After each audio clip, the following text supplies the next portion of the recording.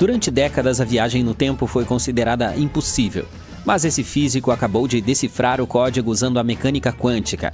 Ele está tentando provar que os loops de tempo podem realmente existir sem quebrar a realidade. Então, esse poderia ser o primeiro passo real para a construção de uma máquina do tempo? Na vida cotidiana, estamos acostumados com o tempo avançando em linha reta. Ele vai do passado para o presente e para o futuro. Era assim que as pessoas o viam antes de Einstein, porque é assim que ele nos parece. Mas quando Einstein apareceu, ele contou uma história muito diferente. Ele mostrou que tanto o espaço quanto o tempo são tecidos juntos, como um tecido flexível, em uma coisa chamada espaço-tempo. O próprio espaço pode se dobrar e se torcer, e o tempo faz o mesmo com ele. O tecido do espaço-tempo se dobra e se curva quando colocamos objetos pesados nele, como planetas, estrelas ou buracos negros.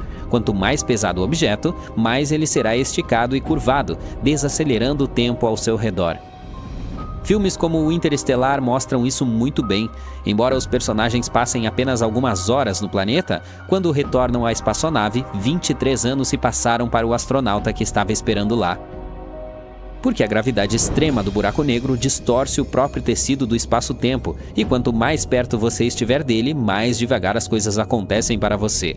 Parece loucura, mas é assim que nosso universo funciona.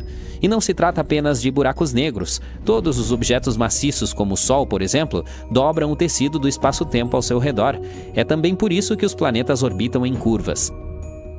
Tudo isso deu aos físicos uma pausa. Se podemos dobrar o espaço-tempo, será que podemos dobrá-lo de tal forma que façamos um loop com ele? Seria como fazer uma viagem que se dobra sobre si mesma, o que significa que, se você a seguisse, poderia voltar ao passado e vivenciar os mesmos momentos novamente.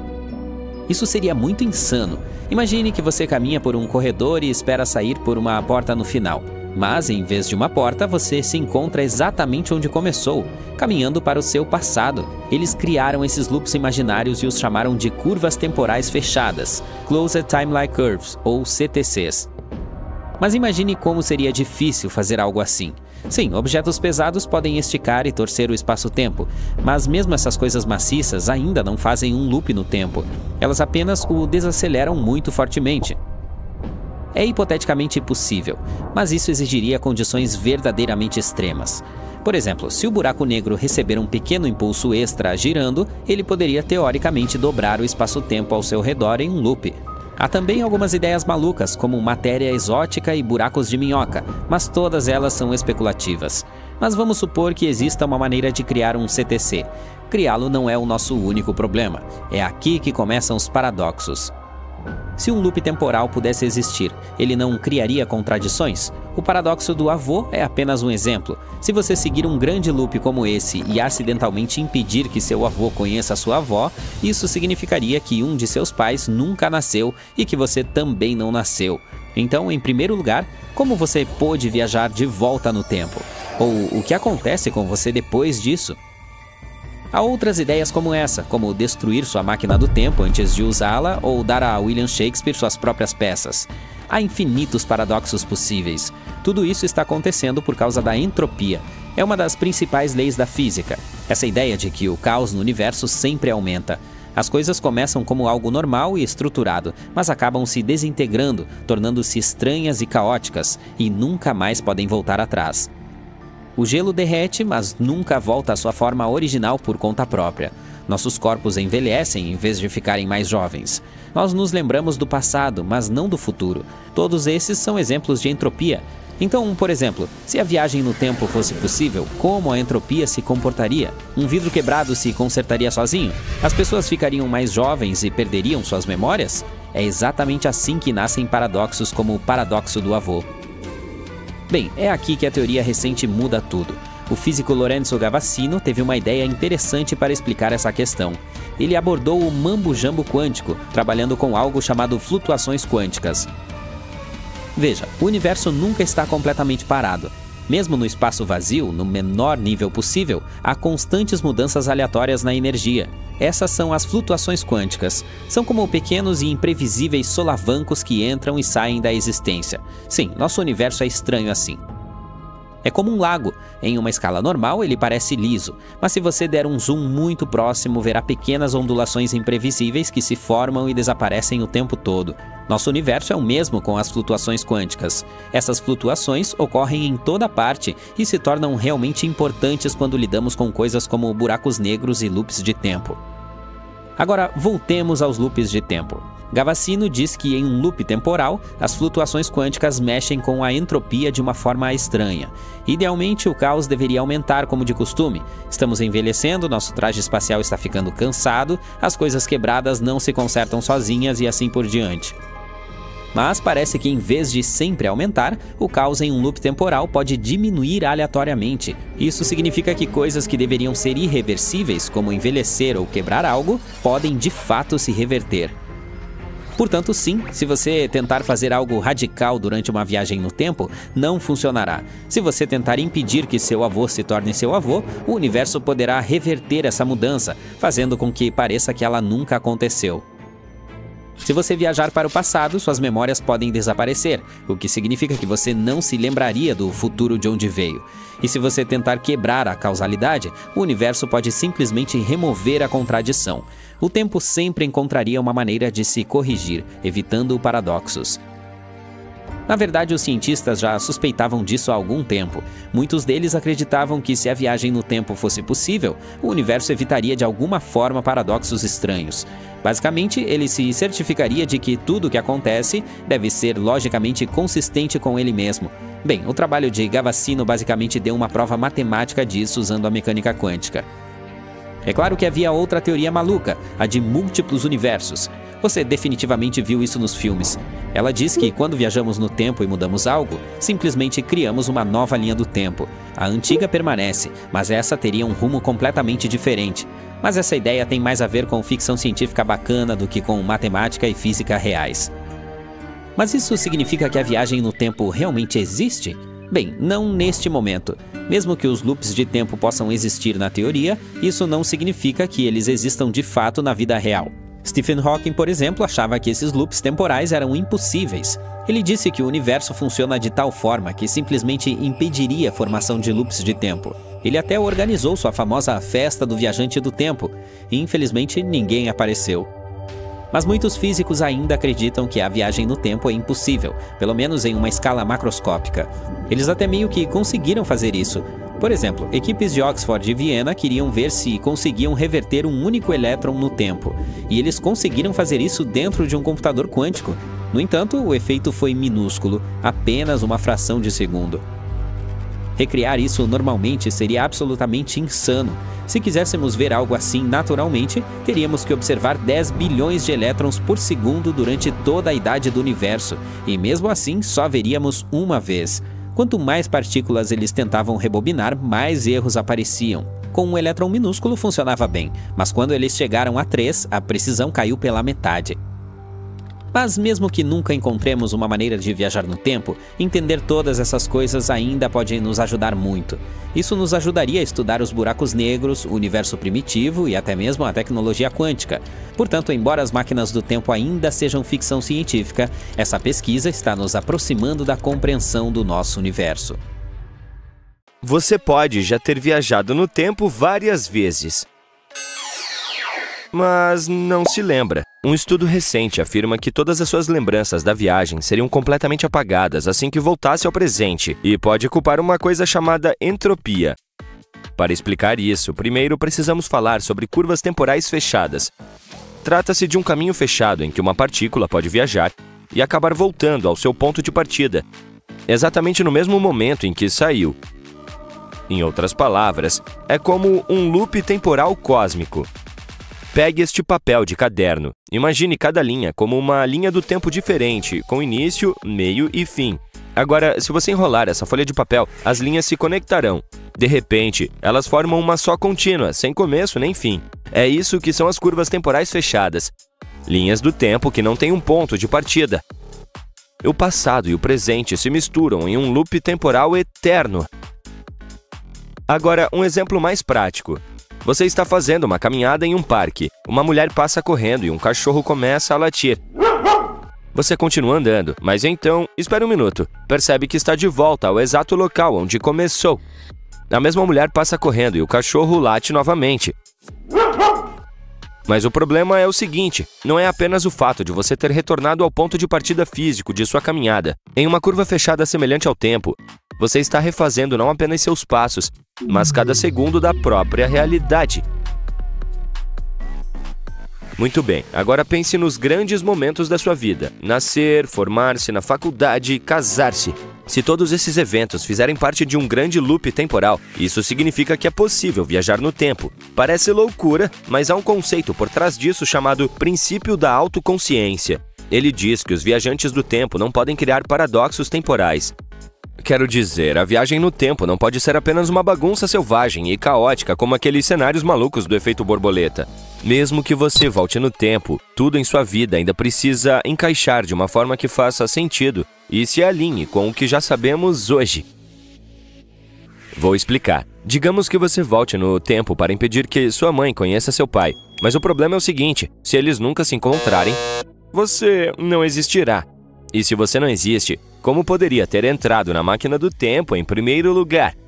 E isso é um paradoxo temporal. É por isso que a viagem no tempo só poderia funcionar dentro dessas curvas temporais fechadas. Não importa o que você faça, o passado, o presente e o futuro estão bloqueados. Eles sempre vão se desenrolar da mesma maneira, como um loop. Ok, agora você entende o que são curvas temporais fechadas e por que elas são importantes para que a viagem no tempo faça sentido. Assim, podemos finalmente falar sobre a entropia e por que ela provavelmente é o motivo pelo qual perderíamos a memória depois de uma viagem ao passado. Entropia é uma maneira de falar sobre desordem, caos ou aleatoriedade em um sistema. Imagine um quarto super limpo e minimalista em que tudo está bem organizado e em ordem. Isso é baixa entropia. Mas então, imagine um adolescente bagunceiro se mudando para lá. Todos os dias, roupas, livros e coisas aleatórias são espalhadas. É uma bagunça, e isso é alta entropia. Na natureza, as coisas geralmente tendem a ficar mais desordenadas, a menos que você trabalhe ativamente para mantê-las organizadas, como este cubo de gelo. Ele é composto de moléculas de água, todas perfeitamente alinhadas em perfeita ordem, baixa entropia. Mas se você tirar esse cubo do freezer, ele derreterá e se transformará em água. Viu como a poça parece mais bagunçada agora? Nessa forma, as moléculas de água podem ser organizadas de muitas maneiras diferentes. Elas estão todas desordenadas e aleatórias, e isso aumenta a entropia.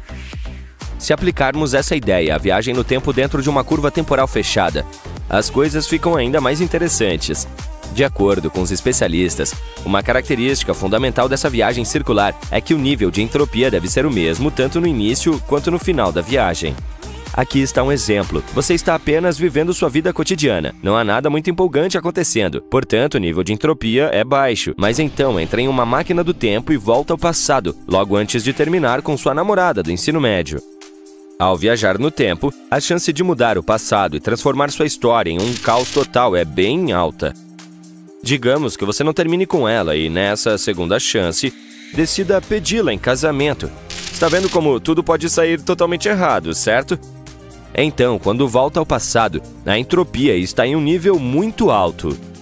Agora, chega o momento exato em que está prestes a falar com seu antigo amor. Neste ponto, a entropia está em seu auge. Você está prestes a se ajoelhar, mostrar a ela o anel de noivado quando, bem, aí vem o princípio da autoconsciência e joga um balde de água fria em toda essa ideia romântica. Lembre-se, em uma curva temporal fechada, nada pode alterar significativamente a realidade presente. Todas as mudanças que um viajante do tempo faz no passado não podem causar paradoxos históricos. Assim, lamento dizer, mas você não vai ficar com ela de qualquer forma. Você decide entrar na máquina do tempo e voltar ao presente, à sua rotina, ao seu trabalho e, bem, à sua vida de solteiro. Depois de completar o loop temporal, sua linha do tempo está novamente em ordem. Agora, o nível de entropia está baixo novamente, exatamente como estava no início de sua jornada. É como se você tivesse feito um reset no sistema. E esse é o efeito colateral ruim de tudo isso. Pressionar esse botão reset provavelmente apagaria todas as suas memórias da viagem quando você voltasse ao tempo presente. Ao contrário do que acontece nos filmes, um viajante do tempo provavelmente não se lembrará de nada.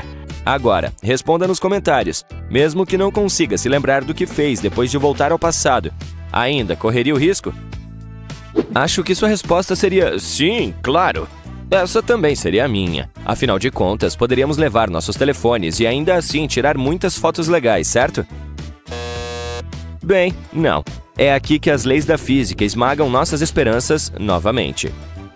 A segunda lei da termodinâmica diz que, em um sistema isolado, a entropia, ou desordem, tende a aumentar com o tempo. Só que isso não se aplica apenas aos seres humanos, mas também a coisas não vivas. É por isso que não é possível desfazer a mistura de um ovo ou de café com leite, ou levar seu telefone para uma máquina do tempo. Se um viajante do tempo armazenar algum dado em seu smartphone durante a viagem, os especialistas acreditam que ele provavelmente será apagado assim que a jornada terminar. Todos os vídeos, fotos, desapareceram. Isso porque as máquinas provavelmente não funcionariam corretamente quando voltássemos no tempo. Por exemplo, digamos que você leve um relógio analógico clássico. Por todos os motivos que já mencionamos, quando retorna ao presente, ele precisa estar exatamente onde parou. Ou seja, os ponteiros devem estar exatamente na mesma posição no início e no final de sua viagem. Mas, para que isso aconteça, é provável que a frequência e o número de tics durante a viagem sejam diferentes. Isso poderia causar pequenos problemas em relógios feitos para o horário normal, tornando-os não confiáveis. Algo semelhante poderia acontecer com seu telefone. O sistema provavelmente não funcionaria como deveria. Todas essas consequências da viagem no tempo foram descritas em um estudo realizado por um matemático publicado em 24 de fevereiro de 2004. Embora sua teoria não determine se a viagem no tempo é realmente possível, ela aponta as condições rigorosas que teriam de ser atendidas. E, bem, parece que ter uma máquina do tempo em casa pode não ser tão bom quanto parece. No final, você não se lembraria de nada da sua incrível jornada e provavelmente acabaria exatamente onde está. O tempo não passa de um truque de mágica. Ou não? Estamos acostumados com o tempo correndo como um carro, sempre apontando para o futuro. Ele cria causa e efeito, alinhando eventos um após o outro como um dominó. Às vezes se estende entre os momentos, ficando tão lento que pode até querer parar. E o foco está no agora, porque esse é o único momento que realmente importa. Mas há uma nova teoria, a de que o tempo pode não existir de fato. Geralmente, pensamos no espaço como tendo 3 dimensões, para cima e para baixo, esquerda e direita, para frente e para trás. E todo mundo achava que o tempo era uma coisa separada, apenas um relógio universal fazendo tic-tac em segundo plano, sendo o mesmo para todos. Mas então, Einstein apareceu.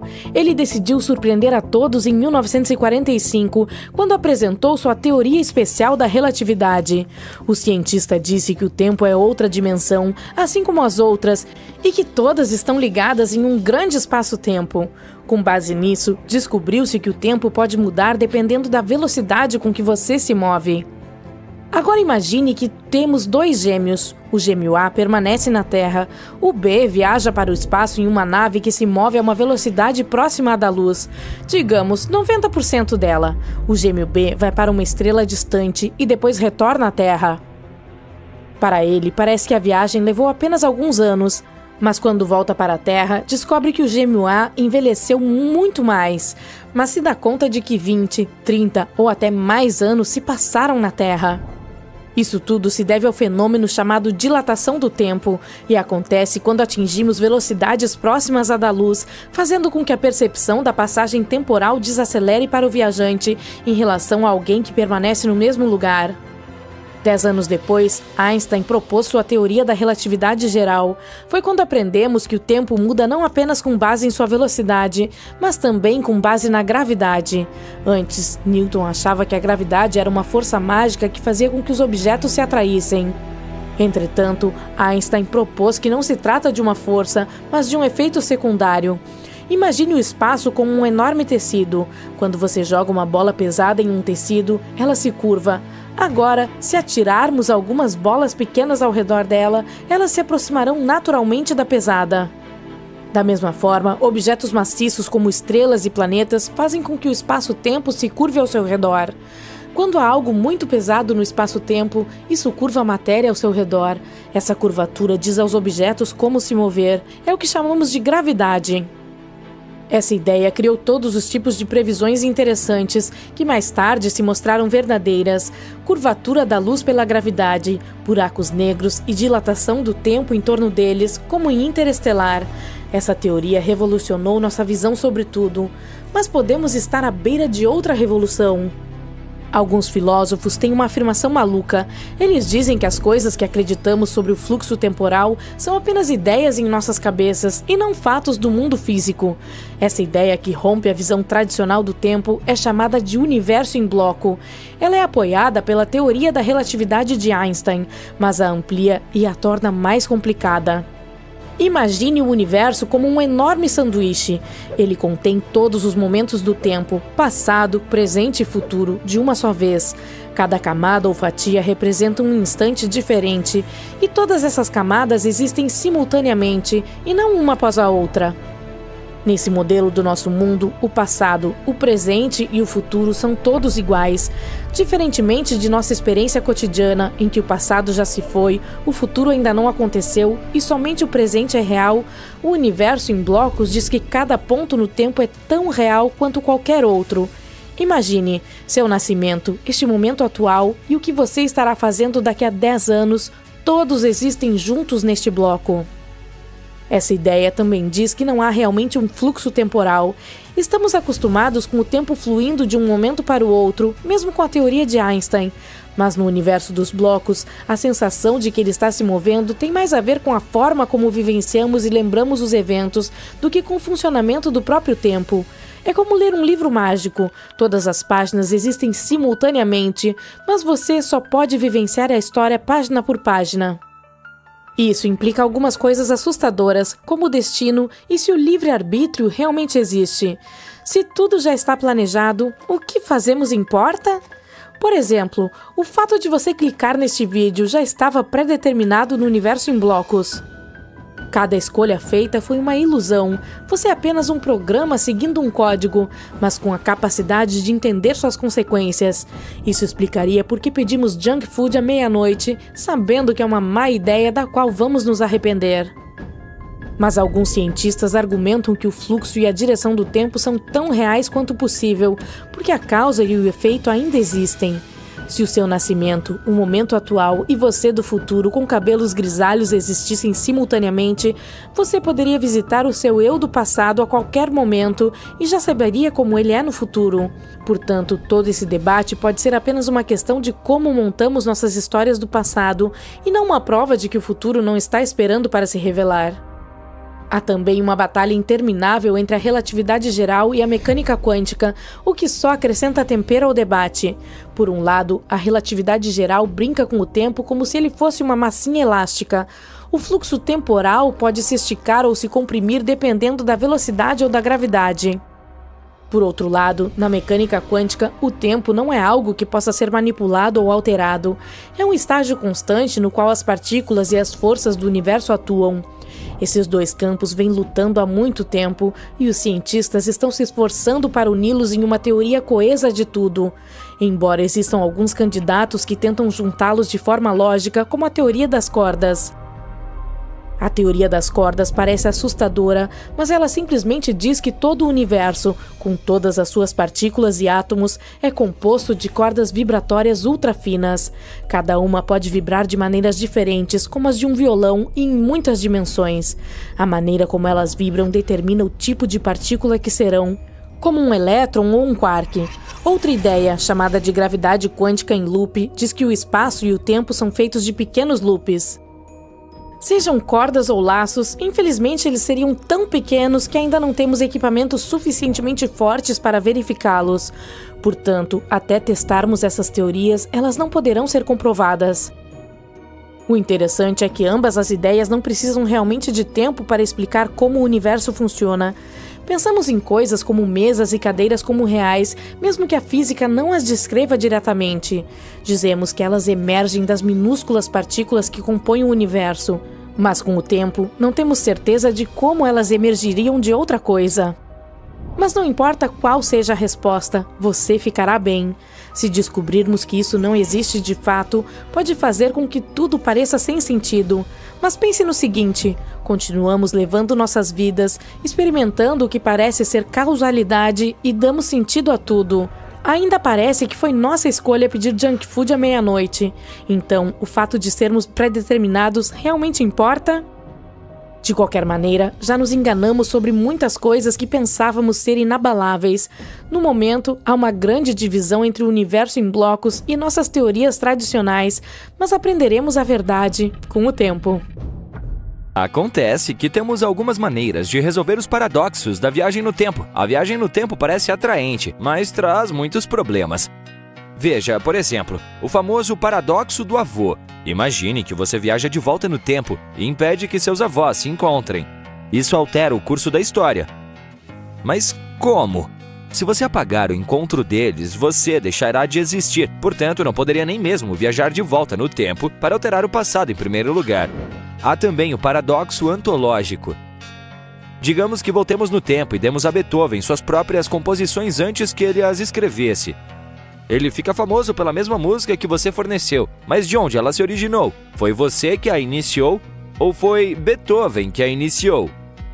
Há muitas teorias sobre viagens no tempo. Uma delas envolve linhas do tempo alternativas e universos paralelos, como em De Volta para o Futuro, por exemplo.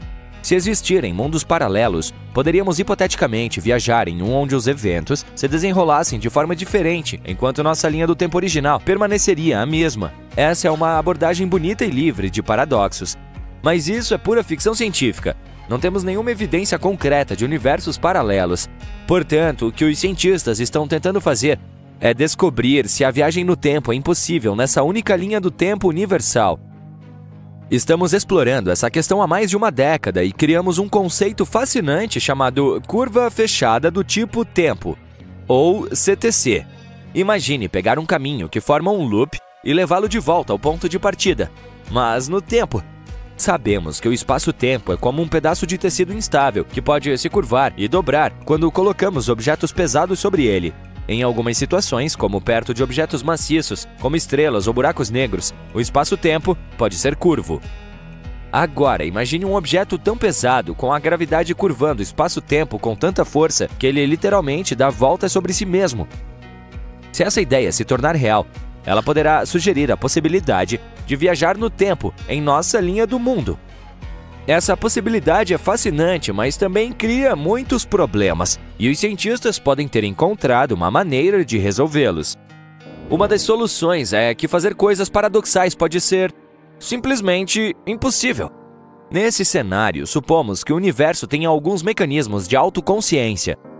Isso significa que, embora você ainda possa viajar no tempo, as ações que pode realizar são restritas. Por exemplo, talvez não seja possível voltar atrás e alterar a história de sua família.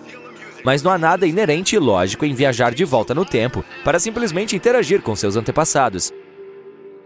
Nesse cenário, o universo apenas proíbe que você faça coisas logicamente impossíveis. Os cientistas decidiram realizar um experimento para verificar se isso funciona, e os resultados foram bastante assustadores. O experimento realizado envolveu a criação de uma máquina do tempo teórica, também chamada de máquina do tempo em princípio. Não se tratava de um dispositivo físico, mas de uma simulação quântica. Na simulação, eles tentaram enviar um fóton de volta no tempo por uma fração de segundo e fazê-lo interagir com seu passado. O objetivo era descobrir o que o fóton faria.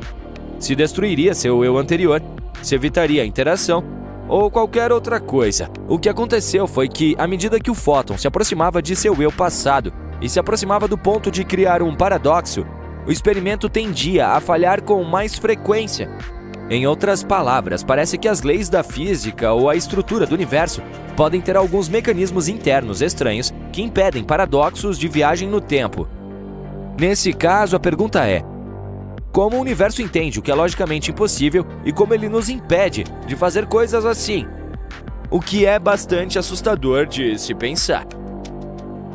A outra teoria, a de que o universo permite que coisas paradoxais aconteçam, mas também as autocorrige. Imagine um viajante do tempo voltando para impedir a propagação de um problema de saúde. De acordo com essa teoria, Mesmo que o viajante tenha sucesso, essa condição de saúde encontraria outra maneira de se espalhar, evitando o paradoxo. Ou talvez todos nós existamos em loops de tempo. Esses loops permitem que os objetos interajam com seu passado e, ao mesmo tempo, mantenham uma linha do tempo consistente, pois não há um ponto de partida. Por exemplo, tentar impedir um evento histórico pode resultar na catalisação acidental do evento que estávamos tentando impedir. Essa ideia desafia nossa compreensão da física clássica e do livre-arbítrio. Mas todas essas ideias são puramente teóricas e, para testá-las, primeiro precisamos encontrar o mecanismo para realmente viajar no tempo. Falando sobre viagens no tempo práticas, mencionamos que o espaço-tempo se curva em torno de objetos muito pesados. E isso significa que os buracos negros podem ser portais para o passado e o futuro? Talvez! Os buracos negros são formados quando uma estrela maciça entra em colapso. Sua força gravitacional é tão intensa que nem mesmo a luz consegue escapar. Isso significa que eles são perfeitos para dobrar não apenas o espaço, mas também o próprio tempo. Talvez você se lembre disso do filme Interestelar. Perto de um buraco negro, o tempo fica mais lento. Esse efeito é tão pronunciado que um ano perto de um buraco negro pode se traduzir em décadas na Terra. Nesse caso, viajar de volta ao passado usando um buraco negro é teoricamente possível. Se a gravidade do buraco negro distorcer o tempo de tal forma que ele se enrole sobre si mesmo, criando uma curva fechada do tipo tempo, e você puder entrar nesse loop, você se verá em uma viagem do futuro para o passado. Mas há alguns problemas com isso. Primeiro, você só pode viajar para o passado do buraco negro. Segundo, para entrar no loop, você provavelmente teria que cruzar o horizonte de eventos, o ponto de não retorno, ao redor de um buraco negro. Para escapar de um buraco negro, você teria que viajar mais rápido que a luz, o que atualmente é impossível. Portanto, embora os buracos negros possam conter as chaves para a viagem no tempo, a viagem dentro de um deles pode ser a última.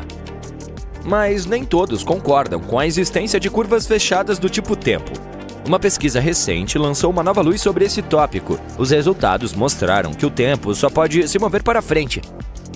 A pesquisa ofereceu uma nova perspectiva sobre como a luz se comporta quando encontra diferentes materiais. Quando a luz se move pelo espaço vazio, ela viaja a uma velocidade constante de 300 mil km por segundo. Mas quando encontra substâncias como água ou vidro, sua velocidade pode mudar, fazendo com que ela se curve ou refrate. Embora os cientistas tenham equações para descrever esse comportamento, eles tiveram dificuldades com o problema da alteração da velocidade da luz no limite em diferentes meios. Bem, os pesquisadores propuseram uma solução para esse quebra-cabeça ao reconsiderar como a luz se move através do tempo e do espaço. Eles descobriram que ela sempre permanece constante à medida que viaja por diferentes meios. Não importa o que a luz encontre, ela sempre avança no tempo.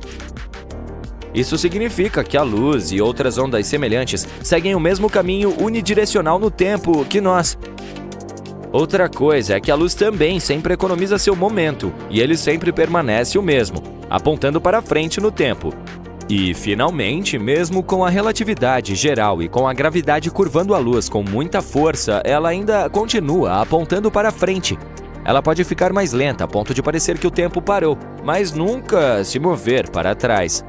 Isso desafia nossas noções anteriores sobre a relação entre a luz e o tempo. Isso implica que o tempo tem uma direção definida para todas as ondas, impossibilitando sua reversão. Entretanto, suas equações foram testadas somente em uma dimensão, e são necessários experimentos para confirmar se essa teoria é verdadeira na realidade. Stephen Hawking também discordou da ideia de viajar no tempo. Ele propôs uma teoria chamada a conjectura da proteção cronológica. Essa ideia diz que as leis da física impedem a viagem no tempo em grandes escalas, mesmo quando teorias como a da relatividade geral dizem que isso é possível e que curvas fechadas do tipo tempo simplesmente não podem existir. Hawking disse que viajar de volta no tempo significaria criar nova matéria, o que vai contra as leis da física. Embora estejamos longe de construir máquinas do tempo reais, se continuarmos mergulhando na matemática, talvez um dia encontremos a verdade. Pode parecer que a melhor maneira de chegar a algum planeta a partir da Terra é esperar pacientemente que ele se aproxime o máximo possível. Sim, lá está ele. E depois decolar em um foguete apontado na direção do planeta. Uhul! Tchau, mamãe! Até mais! Espere, por que esse método não funcionou? Em primeiro lugar, os planetas, inclusive o nosso, movem-se constantemente seguindo suas órbitas elípticas a velocidades de dezenas de quilômetros por segundo. Portanto, seu foguete precisa ser colocado em uma órbita elíptica, certo? É como mirar um dardo em um alvo em movimento ou dar uma festa surpresa para seu amigo. Você não quer que a surpresa chegue no momento errado. Além disso, quando enviamos naves espaciais para outros planetas, queremos usar o mínimo de energia possível. E para chegar a qualquer planeta da maneira mais fácil possível, você precisa de um truque especial chamado órbita de transferência Raman. Digamos que você queira viajar para Marte. É preciso esperar até que a Terra e o planeta vermelho estejam nas posições corretas para que você não se perca lá em cima ou fique sem combustível no meio do caminho. Viajar até lá usando uma órbita de transferência Raman levaria cerca de 259 dias. Isso se deve ao fato de que a órbita de transferência entre a Terra e Marte leva 517 dias para completar uma órbita completa, e a viagem a Marte cobre metade dessa órbita. Você não poderia simplesmente viajar mais rápido? Bem, sim, mas isso desperdiçaria muito mais combustível, o que tornaria o lançamento mais complicado, pois o foguete seria muito pesado. Basicamente, seria como um cachorro mordendo o próprio rabo. Se você pudesse viajar na velocidade da luz, levaria 12,5 minutos. Além disso, quando o foguete finalmente chegar ao outro planeta, ele ainda precisará desacelerar para entrar em órbita ao redor dele ou até mesmo pousar em sua superfície. Isso significa que ele usará mais energia, mas você pode tentar usar o mínimo possível e talvez usar coisas como paraquedas ou freio aerodinâmico. É como se você estivesse andando de skate e precisasse parar. Você não iria simplesmente bater em uma parede, mas usaria o pé ou algo assim para diminuir a velocidade gradualmente. Viajar para Vênus é um pouco mais rápido. Levaria cerca de 146 dias. Isso não é ruim, mas o problema é que você ainda precisaria esperar cerca de 2 anos antes de voltar à Terra. Isso é necessário porque os planetas precisam se realinhar adequadamente para que a espaçonave possa se encontrar com a órbita da Terra quando retornar. Portanto, no total, uma viagem de ida e volta a Vênus levaria cerca de 2 anos e 1 mês, incluindo o tempo de espera. E esse tempo de espera não seria nada agradável, considerando que esse é o planeta mais quente do nosso sistema solar. Digamos que você queira viajar para Júpiter. Quanto tempo levará? Isso depende de muitas coisas, principalmente de sua posição. Além disso, a que velocidade você está viajando? Se você quiser usar a melhor tecnologia que temos no momento, saiba que a nave espacial mais rápida já construída, a New Horizons da NASA, levou pouco mais de 1 ano para chegar a Júpiter. Mas lembre-se de que a missão da New Horizons foi apenas um sobrevoo. A espaçonave não entrou de fato na órbita de Júpiter. Se você quisesse permanecer em órbita e explorar Júpiter de perto, isso levaria muito mais tempo, portanto, definitivamente não é uma viagem de fim de semana. Usando a transferência Raman, você precisaria de vários anos para chegar a Júpiter. Isso ocorre porque a transferência Raman se concentra na transferência de um objeto de uma órbita para outra. Júpiter está em uma órbita mais alta do que o nosso planeta natal. Portanto, para concluir a transferência, seu foguete precisaria percorrer um caminho que o levaria além da órbita do nosso gigante gasoso. Portanto, o foguete precisaria acelerar quando se aproximasse de Júpiter para evitar cair de volta em direção ao Sol e, em seguida, desacelerar quando passasse por Júpiter para evitar voar para o espaço. É como um carro acelerando para subir uma colina e depois diminuindo a velocidade ao descer pelo outro lado. É assim que a espaçonave usa a gravidade de Júpiter para entrar na órbita do gigante gasoso. É difícil dizer a distância exata entre Júpiter e a Terra. Ambos estão viajando ao redor do Sol em diferentes trajetórias ovais. Às vezes, eles se aproximam muito um do outro e outras vezes ficam muito distantes. É como se estivessem brincando de pega-pega, mas, em média, eles estão a 714 milhões de quilômetros de distância um do outro. Quando Júpiter está mais distante da Terra, ele está a incríveis 967 milhões de quilômetros de distância. Isso é como dar 24 mil voltas ao redor da Terra inteira. Mas se você pudesse viajar para Júpiter na velocidade da luz, em média chegaria lá em 40 minutos. Há uma espaçonave super rápida que precisamos mencionar, a Parker Solar Probe. Imagine que você está em uma montanha-russa muito rápida, movendo-se a velocidades incríveis que são difíceis de imaginar.